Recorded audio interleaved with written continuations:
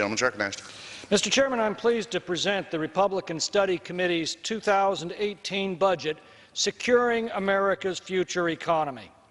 This proposal combines savings that have been proposed by the Congressional Budget Office, many RSC members, and public policy think tanks, including the Heritage Foundation, Citizens Against Government Waste, and the National Taxpayers Union. It's based on a simple principle that government should spend its money as carefully as families spend what they have left after they've paid their taxes.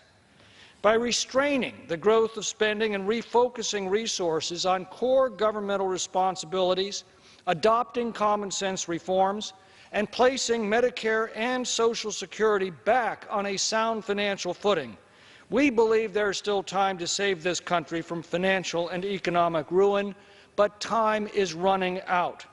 On our current course, the Congressional Budget Office warns that within 4 years, our deficits will balloon to $1 trillion annually, adding about $8,000 a year to an average family's debt that they'll have to pay off in future taxes. 2 years after that, interest on the national debt will reach $654 billion. That's more than we currently spend on the entire defense establishment. Let me repeat that so it sinks in. 6 years from now, we will spend more than our current defense budget accomplishing nothing but renting the money that we've already borrowed and spent. 3 years later, Medicare will collapse. 6 years after that, if we get that far, Social Security runs out of money. This approaching crisis can be described with just 3 numbers, 26, 35, and 49. Once you understand those 3 numbers, 26, 35, 49, you can plainly see the root of our problems.